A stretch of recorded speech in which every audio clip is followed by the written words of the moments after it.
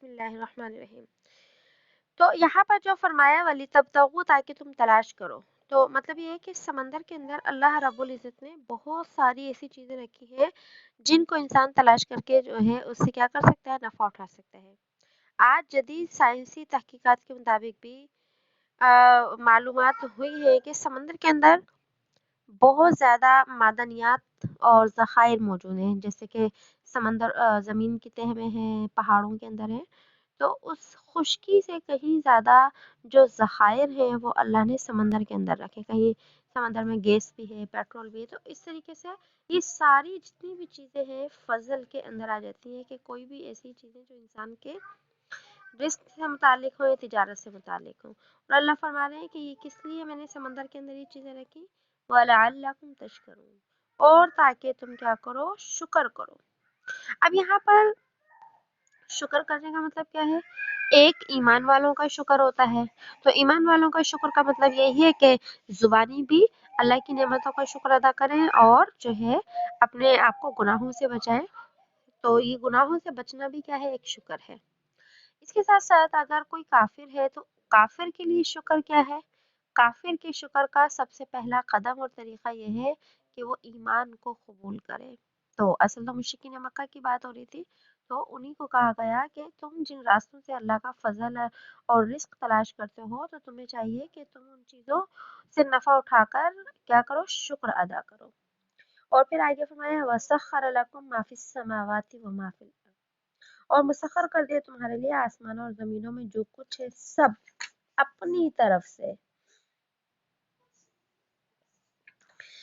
جی، تو اس کے اندر بھی آسمانوں کے اندر اور زمینوں کے اندر یہ آیت ہم پہلے بھی بار بار جو ہے وہ پڑھ رہے ہیں کہ اللہ نے ساری آسمان اور زمین کی، آسمانوں سے پانی نکل آتا ہے اور زمین سے بہت ساری چیزیں نکلتی ہیں، تو اس لیے فرمایا کہ یہ آسمان اور زمین کی جو نعمتیں ہیں یہ اللہ کی طرف سے ہیں، اور اس میں بھی ان لوگوں کے لیے جو ہے وہ نشانیاں ہیں جو کہ اپنی عقل کو استعمال کرتے ہیں۔ تفکرون فرمایا کہ جو دھیان کرتے ہیں، غور و فکر کرتے ہیں، تو دھیان کرنا، کسی چیز پہ غور و فکر کرنا اور کسی چیز کے بارے میں سوچنا، یہ عقل والوں کا ہی کام ہے۔ تو اس کے بعد آگے فرمایا قل للذین آمنوا، اے نبی آپ کہہ دیجئے ایمان والوں سے، یغفروا للذین، کہ وہ درگزر کریں ان لوگوں سے، لا یرجون، جو امید نہیں رکھتے اللہ کے دنوں کی۔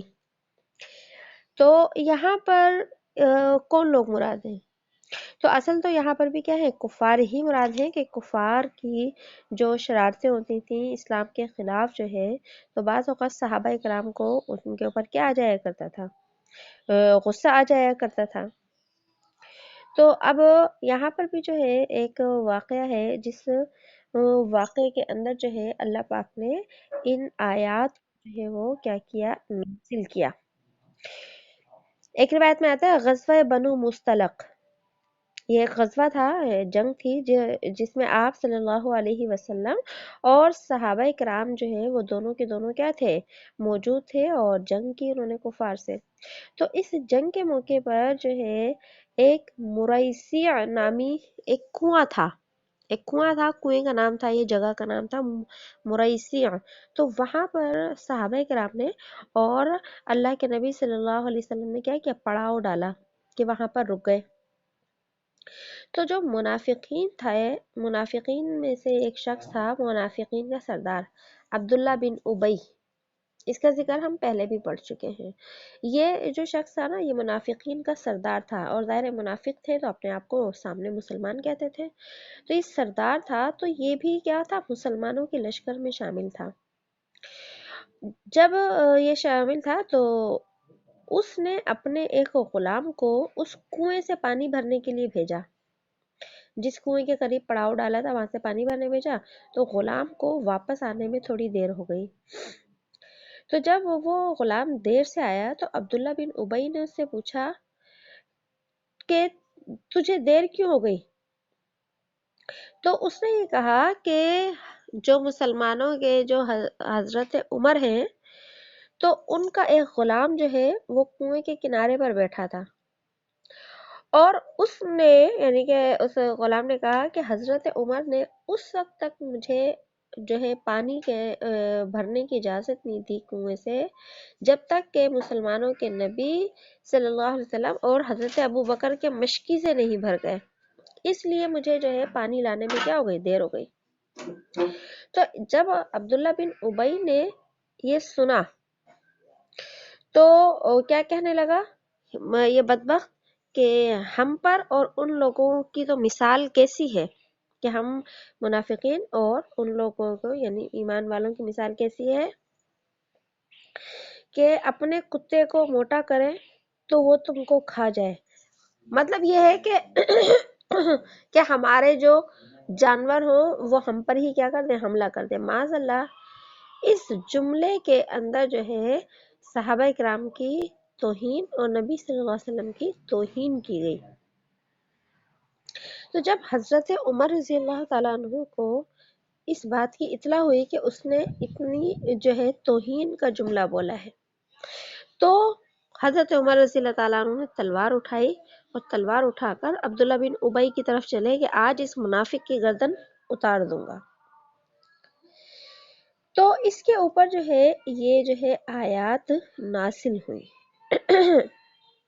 اور ایسے جو ہے اور بھی بہت سے واقعات آتے تھے، بہت سے ایسے واقعات ہوئے کہ جہاں پر منافقین یا جو کفار تھے، منافق تو اندر سے کافر تھے اور ظاہر میں مسلمان تھے، اور جو کفار تھے وہ ظاہر اندر سے بھی کافر تھے اور باہر سے بھی کیا تھے، کافر۔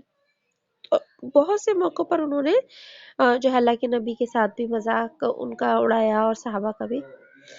تو اس موقع پر صحابہ کرام کو جو ہے یہاں پر تلقین کی گئی کہ آپ ابھی کیا کریں، ان سے درگزر کریں، لیکن یہ مطلب نہیں تھا کہ جو ہے دین اسلام نے اپنے ماننے والوں کو بزدل بنا دیا ہو، اور یہ کہ صحابہ کرام کو بالکل جو ہے کسی سے بدلہ لینے کی اجازت نہیں تھی، نہیں، ایسا نہیں ہے۔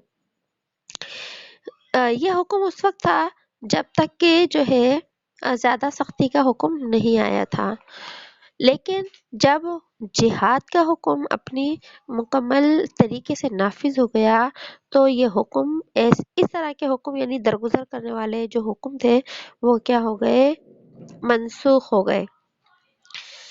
اور اس کے علاوہ ایک بات یہ بھی آتی ہے، مفسرین بہت سے مفسرین نے یہ بات فرمائی کہ اس قسم کے جو احکام آتے تھے تو یہ صحابہ کرام کی تربیت کے لیے آتے تھے کہ اپنی ذاتی زندگی اور ذاتی کسی معاملے کے بارے میں جو ہے وہ بدلہ نہ لیا جائے۔ ہاں، جہاں دین اسلام کو نقصان پہنچانے کی بات ہوتی، دین اسلام کے خلاف کوئی کام ہوتا، تو وہاں دین اسلام نے جو ہے ان سے بدلہ لینے کی کیا دی، اجازت دی، بلکہ حکم دیا۔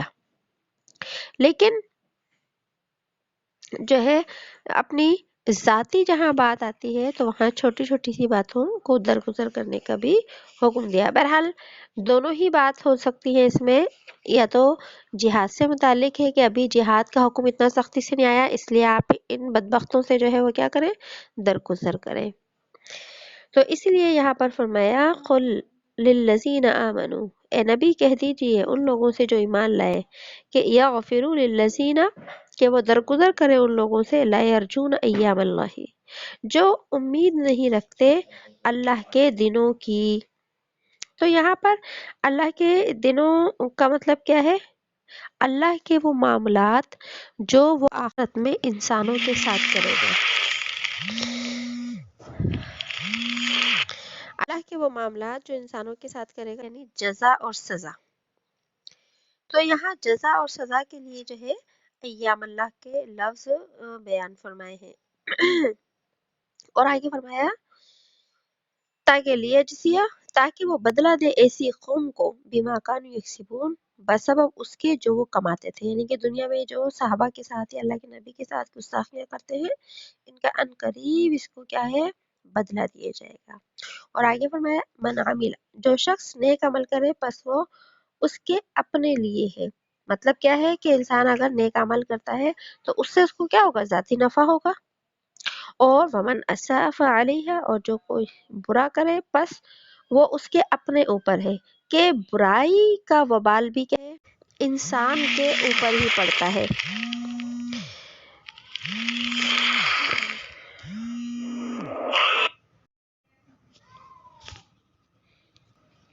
اور البتہ تحقیق دی ہم نے بنی اسرائیل کو کتاب والحکم اور حکومت والنبوہ اور پیغمبری ورزقناہم من الطیبات اور رزق دیا ہم نے ان کو پاک چیزوں میں سے، طیبات صاف ستھری چیزیں، پاکیزہ چیزیں، وفضلناہم علی العالمین اور بزرگی دی ہم نے ان کو جہاں والوں پر، وآتیناہم بینات من الامر اور دی ہم نے ان کو کھلی باتیں من الامر دین کی، فما اختلفوا الا من بعد ما جاءہم العلم پھر انہوں نے اختلاف ڈالا، یا اور لفظی اگر ترجمہ کرتی ہیں تو یہ ہوگا پھر نہیں اختلاف ڈالا انہوں نے الا مگر من بعد اس کے کہ ما جاءہم العلم جب آ پہنچا ان کے پاس علم، پس نہیں اختلاف ڈالا انہوں نے مگر بعد اس کے کہ آ پہنچا ان کے پاس علم، بغیم بینہم آپس کی ضد کی وجہ سے، ان ربک بے شک تیرا رب یقضی بینہم یوم القیامتی بے شک تیرا رب فیصلہ کرے گا ان کے درمیان قیامت کے دن، فیما کانوا فیہ یختلفون اس بارے میں، فیما ان باتوں میں، اس بارے میں جس میں وہ اختلاف کرتے ہیں، ثم جعلناک علی شریعۃ پھر ہم نے رکھا تجھ کو علی شریعہ ایک راستے پر، من الامر دین کے، پھر رکھا ہم نے تجھ کو یا رکھا ہم نے آپ کو دین کے ایک راستے پر، فاتبعھا پس آپ اسی کی اتباع کیجیے، ولا تتبع اہواء اور نہیں اتباع کریے خواہشات کی، الذین لا یعلمون ان لوگوں کی جو نہیں جانتے، انہم بے شک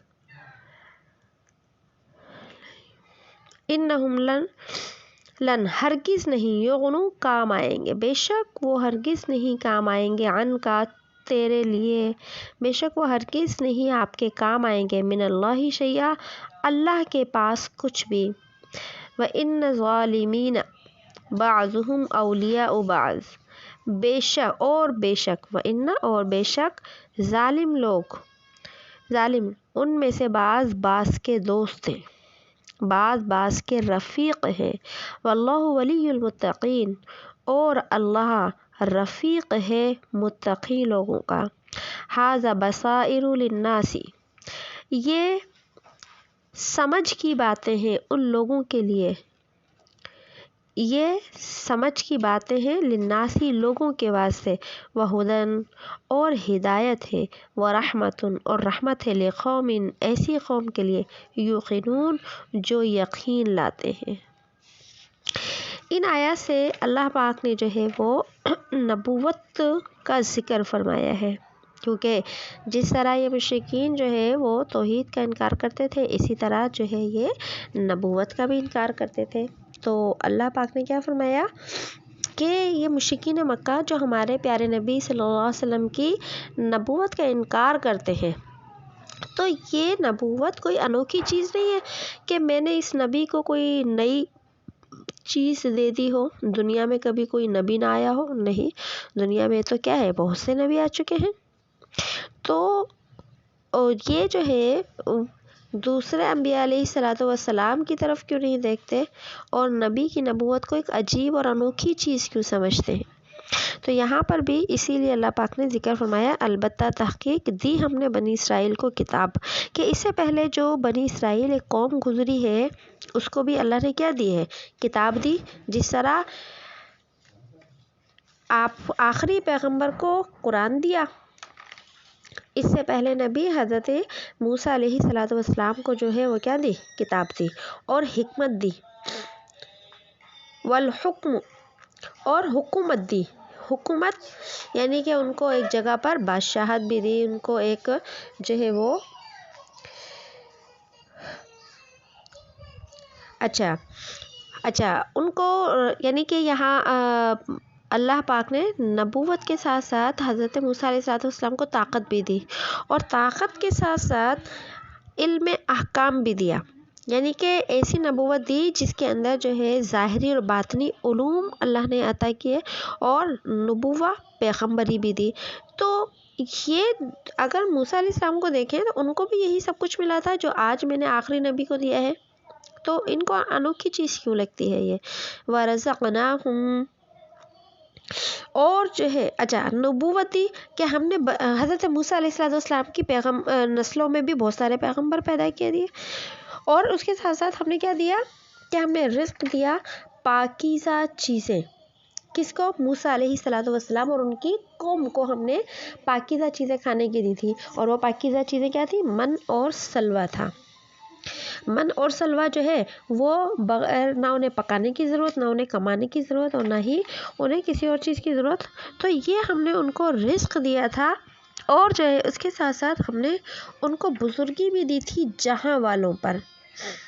جہاں والوں پر جو ہے ہم نے ان کو بزرگی دی تھی کہ اپنے زمانے کے جو ہے وہ سارے لوگوں کے اوپر ان کو فضیلت عطا کی تھی، اور اس کے بعد فرمایا وَآتَيْنَاهُمْ، اور دی ہم نے ان کو کھلی باتیں، کھلی دلیلیں، یعنی کہ ہم نے جو ہے حضرت موسیٰ علیہ السلام کو معجزات عطا کیے، اور جو قوم بنی اسرائیل تھی انہوں نے اپنے پیغمبر کے کیا کرے؟ معجزے بھی دیے، معجزے بھی دیکھے۔ تو یہ معجزات جو تھے یہ بھی کیا تھے؟ اللہ کی ایک نعمتیں ہی تھے انسان ان کے لیے، کہ معجزات کو دیکھتے اور ایمان لے آتے، اور آخرت کے عذاب سے کیا ہوتے؟ بچ جاتے۔ تو اسی طریقے سے میں نے اپنے آخری پیغمبر کو معجزات دیے، تو اسی طریقے سے تم ان معجزات کو دیکھو اور اس کے اوپر کیا کر لو؟ ایمان لے کر آ جاؤ۔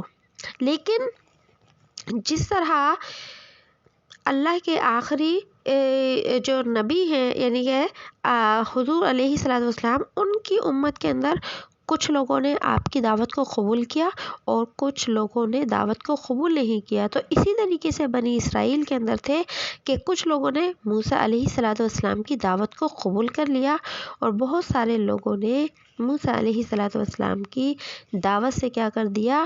اختلاف کر دیا، حالانکہ انہوں نے بھی کیا دیکھے؟ معجزات دیکھے۔ تو اللہ یہی فرما رہے ہیں کہ انہیں معجزات دیکھ کر تو کھلی باتیں تو دیکھ کر انہوں نے کیا کرنا چاہیے تھا؟ ایمان لانا چاہیے تھا، لیکن فَمَا اخْتَلَفُوا إِلَّا مِن بَعْدِ مَا جَاءَهُمُ الْعِلْمُ، کہ انہوں نے اختلاف ڈالا اس کے بعد کہ جب کہ ان کے پاس علم آ گیا۔ اب علم کیا آیا تھا؟ بنی اسرائیل پر تورات کا علم آیا تھا، اللہ نے تورات عطا کی تھی، اور علم سے مراد حضرت موسیٰ علیہ السلام کے معجزات بھی ہیں، لیکن انہوں نے یہ سب کچھ دیکھنے کے باوجود بھی موسیٰ علیہ السلام کا انکار کر دیا۔ اور انکار کیوں کیا؟ بغیم بینہم، آپس کی ضد کی وجہ سے۔ ضد کہ جو ہے ہم ایک جو ہے شخص کی بات کیسے مان لیں؟ تو یہ مشرکین مکہ بھی آپ علیہ السلام کی رسالت کو بالکل جو ہے مانتے تھے، اندر سے انہیں یقین تھا کہ آپ سچے ہیں، لیکن ضد تھی کہ آج اگر ہم نے آپ کی بات مان لی تو ہمارا معاشرے کے اندر ایک وقار ہے، ایک مقام ہے، ایک بھرم ہے، ایک مرتبہ ہے، ایک عہدہ ہے، تو ہم تو اپنے زمانے کے جو ہے رئیس کہلاتے ہیں، تو ہم جو ہے اگر اس نبی کی بات مان لیں گے تو ہماری تو عزت اور شان میں کیا آ جائے گا؟ فرق آ جائے گا۔ تو اسی وجہ سے یہ مشرکین مکہ نبی کی نبوت کو نہیں مانتے تھے، اور موسیٰ علیہ السلام کی قوم میں سے جو لوگ نافرمان ہوئے انہوں نے بھی موسیٰ علیہ السلام کی بات اسی لیے نہیں مانی، بغیم بینہم، کہ ان کی وجہ ایک تھی، پیغمبری کو نہ ماننے کی وجہ ایک تھی، اور وہ تھی آپس کی ضد، ضد کی وجہ سے انہوں نے حق بات کو کیا کر دیا؟ جھٹلا دیا۔ جب انہوں نے جھٹلا دیا تو اللہ نے فرمایا ان ربک، کہ بے شک تیرا رب فیصلہ کرے گا ان کے درمیان قیامت کے دن، فیما کانوا فیہ یختلفون، اس بات میں جس میں کیا کرتے ہیں وہ جھگڑتے ہیں۔ اب جھگڑنے کا تو ظاہر سی بات ہے وجہ کیا تھی؟ ایک تو توحید اور دوسری نبوت۔ تو جب قیامت کے دن یہ آئیں گے تو مجھ سے ملاقات ہوگی تو توحید کا بھی پتہ چل جائے گا کہ واقعی کوئی رب ہے یا نہیں، اور جن بتوں کی پوجا کرتے ہیں وہ جب بت ان کے کسی کام نہیں آئیں گے تو توحید کا پتہ چل جائے گا، وحدانیت کا پتہ چل جائے گا۔ اور جب نبی علیہ الصلوۃ والسلام کے ماننے والوں کو یہ دیکھیں گے کہ وہ جنت میں جا رہے ہیں، کامیاب ہیں، تو بھی انہیں پتہ چل جائے گا کہ کون سچا ہے اور کون جھوٹا ہے۔ اس کے بعد فرمایا ثم جعلناک، پھر ہم نے رکھا تجھ کو کون جی آیت نمبر کون سی پڑھا رہی ہیں آپ؟ آیت کٹ گئی تھی، آپ 17 آیت نمبر 19 پڑھا رہی تھی نا؟ نہیں 17 پڑھائی میں نے، نہیں 17 پڑھائی ہے، 17 پڑھائی ہے میں نے ابھی، اب میں 18ویں کے اوپر آ رہی ہوں، میں 18ویں آیت پڑھا رہی ہوں، 19ویں پڑھائی نہیں ابھی میں نے، ٹھیک ہے۔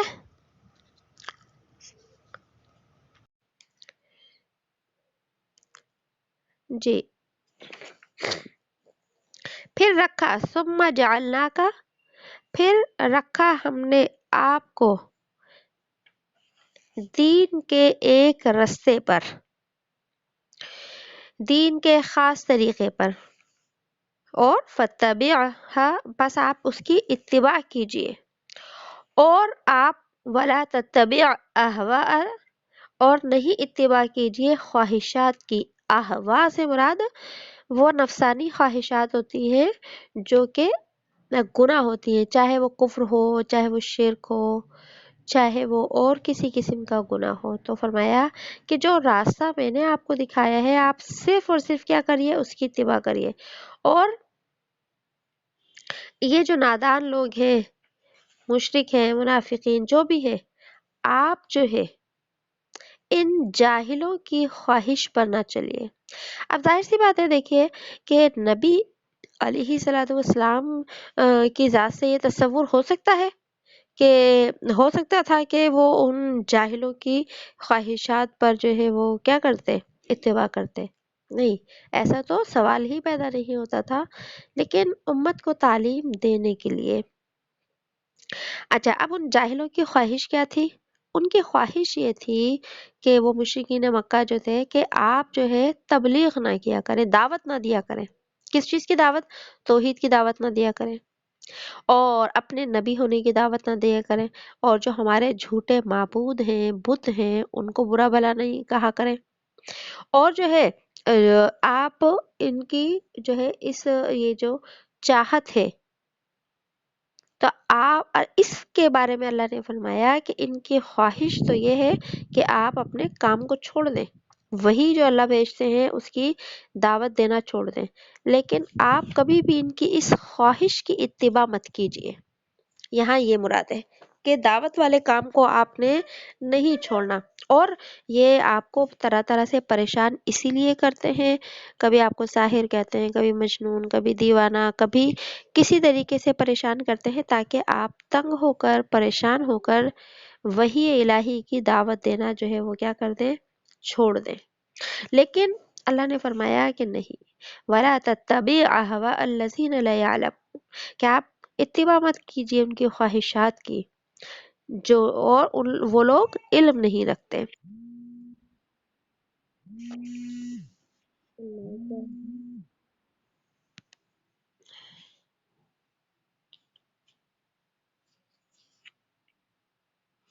اللہ میٹنگیں ختم ہو گئی میرے تو، وہ پڑھائی جا رہی ہے۔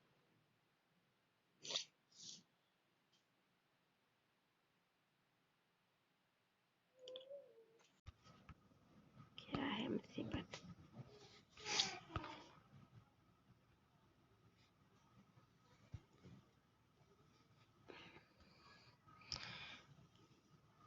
ویسے ریکارڈ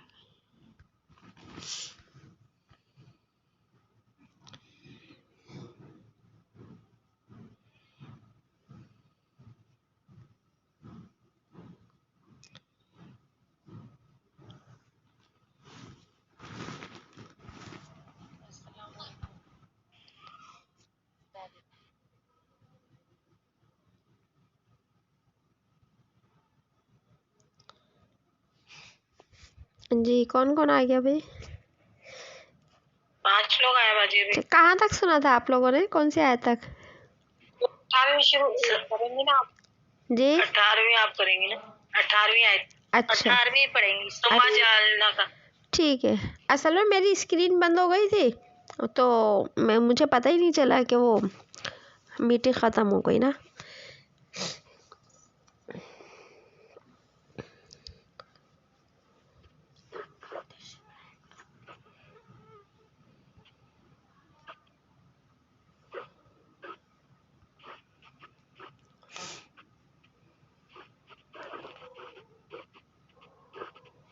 جی دیکھیے بسم اللہ الرحمن الرحیم. ثم جعلناک علی شریعۃ من الامر، پھر رکھا ہم نے تجھ کو دین کے ایک رستے پر، فتبعھا، پس آپ اتباع کیجئے اس کی، کریے، ان کو دعوت دیتے رہیے. جو آپ کے اوپر قرآن آتا ہے، وحی آتی ہے، تو آپ اس کی دعوت دیتے رہیے، آپ تبلیغ کرتے رہیے ان کو، اور ان کی خواہشات کی اتباع نہ کریں. یعنی یہ جو جاہل لوگ ہیں، یہ جو کافر ہیں، بت پرست ہیں، ان جاہلوں کی ایک خواہش ہے، اور وہ خواہش کیا ہے کہ آپ اپنی دعوت کے کام کو چھوڑ دیں، آپ انہیں تبلیغ کرنا چھوڑ دیں. اور آپ کی تبلیغ کیا تھی کہ ایک اللہ کو مانو، مجھے نبی مانو، اور یہ پتھر کے جو بت تم اپنے ہاتھوں سے بناتے ہو، ان بتوں کو معبود سمجھنا کیا کر دو، چھوڑ دو. تو یہ جو جاہل لوگ تھے، ان کی خواہش یہ تھی کہ نبی علیہ الصلاۃ والسلام اس دعوت کے کام کو چھوڑ دیں، ہمارے بتوں کو برا بھلا نہ کہا کریں، اور جو ہے ہم جس راستے پر چل رہے ہیں اس راستے کو غلط نہ کہا کریں. تو اللہ نے فرمایا کہ اے نبی، آپ ان جاہلوں کی ان خواہشات کی اتباع مت کیجیے گا. یعنی کہ یہ چاہتے ہیں آپ دعوت کا کام چھوڑ دیں، آپ ایسا نہیں کریے. ہم نے آپ کو ایک راستہ دیا ہے دین کا، وہ راستہ کیا ہے کہ آپ کے پاس میرا حکم آ جائے تو اس حکم کی دعوت دیجیے دوسرے لوگوں کو، اس لوگوں کو کیا کریں، اس کی تبلیغ کریں. تو میں آپ کو یہ حکم دیتا ہوں کہ آپ اپنے اسی راستے کے اوپر قائم رہیں، دعوت کے، تبلیغ کے. اور ان کی جو جاہلوں کی جو خواہش ہے کہ آپ دعوت کے کام کو چھوڑ دیں، قرآن کے پیغام کو چھوڑ دیں، تو آپ کبھی بھی ان کی بات کو مت مانیے گا، یعنی اس کی اتباع نہیں کریے گا. اور آگے فرمایا انہم لن یغنوا، کہ بے شک وہ ہرگز نہیں کام آئیں گے تجھ کو، من اللہ شیئا، اللہ کے ہاں کچھ بھی. کہ اللہ کے ہاں ظاہر سی بات ہے کہ آپ کے ذرا برابر یہ لوگ کام نہیں آ سکتے، یہ تو اپنا ہی کوئی کام نہیں بنا سکتے، تو یہ آپ کا کیا فائدہ کریں گے. اور یہ جتنے بھی ظالم لوگ ہیں، مشرکین ہیں یا منافقین، جتنے بھی، یہ سب آپس میں تو دوست ہیں، یہ سب آپس میں دنیا میں کیا ہیں، ایک دوسرے کے دوست ہیں. کہ دنیا میں جہاں بھی اسلام کے خلاف کوئی بات آتی ہے، سارے کے سارے کیا ہوتے ہیں، مل جاتے ہیں، سارے کے سارے جو ہے ایک دوسرے کا ساتھ دیتے ہیں. یہ کبھی بھی آپ کا ساتھ نہیں دے سکتے، کیونکہ آپ کا راستہ الگ ہے اور ان کا راستہ جو ہے وہ الگ ہے. اس لیے فرمایا وَإِنَّ الظَّالِمِينَ بَعْضُهُمْ أَوْلِيَاءُ بَعْضٍ، کہ بے شک ظالم لوگ بعض ان میں سے دوست ہیں بعض کے، کہ یہ ایک دوسرے کے ہی کام آئیں گے، آپ کے کام نہیں آئیں گے. لیکن جتنے بھی ایمان والے ہیں، اللہ سے ڈرنے والے ہیں، اللہ ان کا ساتھی ہوتا ہے. واللہ ولی المتقین، اور اللہ ولی ہے، اللہ رفیق ہے ڈرنے والوں کا. جو اللہ سے ڈرتا ہے، جو اللہ پر ایمان لاتا ہے، جو تقوی اختیار کرتا ہے، تو اللہ ان کا رفیق بن جاتا ہے، اللہ ان کا مددگار بن جاتا ہے، اور اللہ ان کا ساتھی بن جاتا ہے. تو پتہ چلا کہ ان مشرکین کے مقابلے میں آپ کو اللہ کی مدد حاصل ہے. ھذا بصائر للناس، یہ سمجھ کی باتیں ہیں لوگوں کے لیے، وہدن اور ہدایت کی باتیں ہیں، اور رحمت ہے اس قوم کے لیے جو یقین کرنے والے ہیں۔ کہ جتنی بھی باتیں ہیں اللہ کے پیغامات ہیں یہ ہدایت کا ذریعہ ہیں، لیکن یہ ہدایت کا ذریعہ صرف ان کے لیے ہیں یہ باتیں جو کہ یقین کرتے ہیں، ورنہ یہی ساری ہدایت کی باتیں مشرکین کو بھی سنائی جاتی تھیں، لیکن وہ ان باتوں کا کیا کرتے تھے؟ مذاق اڑاتے تھے۔ اس کے بعد فرمایا ام حسب الذین اجترحوا، کیا وہ خیال کرتے، ام حسبہ کیا وہ خیال کرتے، کیا خیال کرتے ہیں الذین وہ لوگ جنہوں نے اجترحوا کمائی ہیں السیئات برائیاں، کیا وہ خیال کرتے ہیں وہ لوگ جنہوں نے کمائی ہیں برائیاں، ان نجعلہم کہ کر دیں گے ہم ان کو برابر، کالذین آمنوا ان لوگوں کے جو ایمان لائے، وعملوا الصالحات اور جنہوں نے نیک کام کیے، سواء ایک جیسا، محیاہم ومماتہم ایک جیسا ہے ان کا جینا، ومماتہم اور ان کا مرنا، ساء ما یحکمون برے ہیں دعوے جو وہ کرتے ہیں، ساء برے ہیں ما یحکمون وہ دعوے جو وہ کرتے ہیں، وخلق اللہ السماوات والارض بالحق اور بنایا اللہ نے آسمانوں کو اور زمینوں کو حق کے ساتھ، وَلِتُجْزَى كُلُّ نَفْسٍ بِمَا كَسَبَتْ تاکہ بدلہ پائے ہر انسان، کلُّ نفس ہر انسان، بما کسبت اپنی کمائی کا، وہم لا یظلمون اور نہیں ان پر ظلم کیا جائے گا۔ ایک منٹ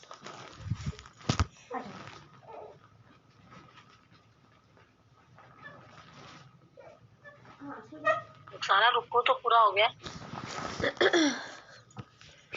باجی، رکو پورا ہو گیا؟ جی رکو تو پورا ہو گیا، کیا کروں پھر یہیں تک رکھو؟ ترجمہ تو بس اس کا بھی مطلب آسان صحیح ہے بالکل، کہ اللہ پاک کیا فرما رہے ہیں کہ یہ لوگ جو ہے مشرکین ہیں جو نافرمان ہیں، یہ کیسے خیال کرتے ہیں کہ ہم ماننے والوں کو نہ ماننے والوں کو برابر رکھیں گے، کہ جنہوں نے دنیا میں ایمان کے بعد اعمال کیے وہ لوگ اور جنہوں نے ایمان ہی قبول نہیں کیا، کیا وہ دونوں برابر ہو سکتے ہیں؟ اور ان کا جینا ان کا مرنا، یعنی ایمان والوں کا جینا مرنا اور جو ہے ان کی محنتیں کافروں کے جیسی ہو سکتی ہیں کہ مرنے کے بعد اللہ پاک جو ہے وہ کیا کر دیں، سب کو ایک جیسا کر دیں؟ نہیں، جو کافر ظاہر سی بات ہے کفر کی زندگی گزار کر جا رہے ہیں، شوشت کی زندگی گزار کر جا رہے ہیں، اور جس میں وہ قیامت کا انکار بھی کرتے ہیں، تو کیا ہوگا کہ لازمی سی بات ہے ان کے لیے سزا ہے، اور جو ایمان والے ہیں ان کے لیے کیا ہے؟ جزا ہے۔ اور اگر اللہ پاک ایمان والوں کو اور کافروں کو ایک جیسا کر دیں تو ظاہر سی بات ہے یہ اللہ کے انصاف کے کیا ہے؟ خلاف ہے۔ تو اللہ جو آسمان اور زمینوں کا خالق ہے، تو ہر انسان کو وہ اس کی کمائی کا کیا کرے گا؟ بدلہ دے گا۔ کمائی سے مراد یہاں اعمال کی کمائی ہے، کہ ظاہر سی بات ہے عقلی اعتبار سے بھی اگر جو ہے مجرم کو سزا نہ ملے اور نیکی کرنے والے کو اس کی جزا نہ ملے تو عقلی اعتبار سے بھی کیا ہے؟ یہ غلط ہے، اور عدل کے تقاضے کے مطابق بھی کیا ہے؟ یہ غلط ہے۔ لہٰذا اللہ عادل ہے، اللہ کبھی کسی کے ساتھ ظلم نہیں کر سکتے، اس لیے اللہ نے فرمایا وَهُمْ لَا يُظْلَمُونَ اور ان کے اوپر ظلم نہیں کیا جائے گا۔ یہاں ظلم سے مراد ایمان والوں کے ساتھ بھی ظلم ہے اور کفار کے ساتھ بھی، کہ اللہ نہ کافروں کے ساتھ ظلم کریں گے اور نہ ہی اللہ ایمان والوں کے ساتھ ظلم کریں گے۔ ایمان والوں کے ساتھ ظلم کرنے کا مطلب کیا ہے؟ کہ جنہوں نے ظاہر سی بات ہے ایمان قبول کیا، اعمال کیے، نبی کو مانا، کتاب کو مانا، سب کچھ کیا، گناہوں کے اوپر توبہ بھی کرتے رہے، تو اللہ ان کو سزائیں، اللہ ان کو کافروں جیسا کیسے کر سکتے ہیں؟ یہ تو ظلم ہے، اور اللہ کسی بھی ایمان والے پر ظلم نہیں کریں گے، یعنی ان کی بخشش ہوگی اور ان کو جنت ملے گی۔ اس کے بعد کافروں کے اوپر بھی اللہ ظلم نہیں کریں گے. کافروں پر ظلم کرنے کا مطلب کیا ہے کہ دیکھیں کافروں کو سزا تو ملے گی لیکن کافروں پر ظلم نہیں کیا جائے گا. کیا مطلب ہے؟ آسان سا کہ ایک تو جس کافر کا جیسا جرم ہوگا، کفر تو سب کا ایک جیسا ہے، لیکن اس کے بعد کوئی کافر ہونے کے بعد جو ہے بہت ہی بڑا مجرم ہے ابو جہل جیسا، تو اس کی سزا کا طریقہ کیا ہوگا؟ الگ ہوگا. اور جو ہے تو کافروں کے ساتھ ظلم کا مطلب یہ ہے ایک تو جتنا جس کا جرم ہوگا ویسی ہی درجے کی کیا ہوگی؟ اس کی سزا ہوگی. اور دوسرے نمبر پر کہ اللہ پاک کافروں کو جو سزا دیں گے تو وہ سزا اللہ اپنی مرضی سے نہیں دیں گے کہ ان کو دل چاہا سزا دے دی، نہیں، ان کے جرم کی یعنی ان کے کفر کی بدلے کی وجہ سے ان کو کیا ملے گی؟ سزا ملے گی. کہ اگر وہ یہ ظلم نہ کرتے اپنی جانوں کے اوپر یعنی کفر نہ کرتے تو آج ان کو سزا بھی نہیں ملتی. تو اللہ نے جو کافروں کو سزا دینی ہے یہ انصاف کا تقاضا ہے اللہ کا، لہٰذا اللہ نہ کافروں کے ساتھ ظلم کریں گے اور نہ ہی اللہ ایمان والوں کے ساتھ ظلم کریں گے. تو آج کا سبق ہم پھر اتنا ہی رکھ لیں، آگے جو ہے پھر جی اتنا ہی رکھ لیں آج کا سبق.